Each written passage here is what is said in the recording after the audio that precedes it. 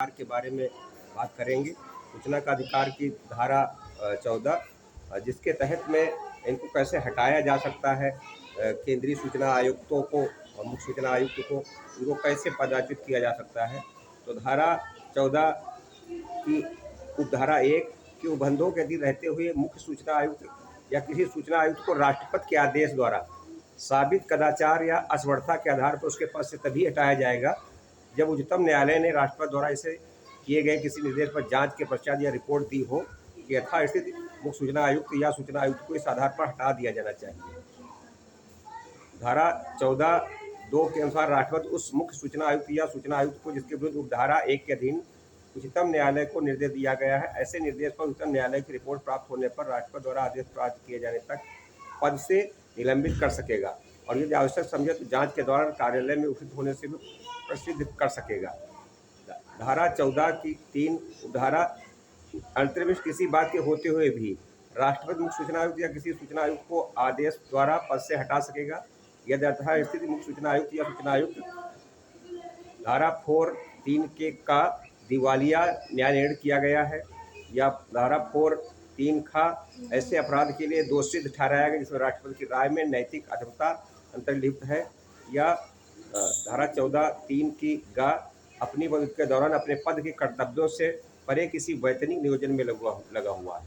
अगर अपने पद पर रहते हुए कोई वैतनिक कहीं से और लाभ प्राप्त करता है तो वो उसको हटाया जाएगा। और धारा 4(3) घा के अंतर्गत राष्ट्रपति की राय में मानसिक या शारीरिक अक्षमता के कारण पद पर बने रहने की अयोग्य है।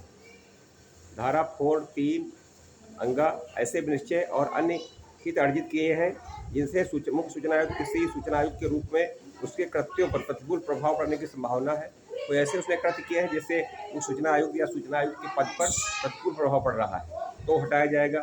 धारा 4(4) के तहत यदि मुख्य सूचना आयुक्त या कोई सूचना आयुक्त किसी प्रकार भारत द्वारा सरकार द्वारा या उसकी ओर से की गई किसी संविदा या करार से संबद्ध या उसमें हितबद्ध है या किसी नियमित कंपनी से किसी सदस्य के रूप में अथवा अन्य किसी अन्य सदस्यों के साथ सामान्यता उसके लाभ में या उससे प्रभुत होने वाले किसी फायदे पर हिस्सा लेता है तो वह धारा उप 1 के रोजों के कदाचार का दोषी समझा जाएगा। यानी अगर वो मुख्य सूचना आयुक्त के पद पर रहते हुए कोई भी सरकार से किसी भी कंपनी से किसी से कोई लाभ लेता है प्राप्त करता है तो उसको कदाचार माना जाएगा और उसको धारा 4 के तहत में उसको पद से हटाया जा सकेगा। तो अगर और RTI के बारे में आप जो है फिर बात करेंगे आपसे और इसको सब्सक्राइब करें। और ये एक मुख्य है कि इसी के द्वारा सूचना आयुक्त पर हम नियंत्रण कर सकते हैं। तो इस पर हम जांच करेंगे क्या वो कोई राजनीतिक लाभ उठा रहा है कहीं पर भी। कोई जो सूचना आयुक्त है केंद्रीय सूचना आयुक्त के बारे में है, ऐसे ही राज्य सूचना आयुक्त के बारे में बताएंगे आपको आगे।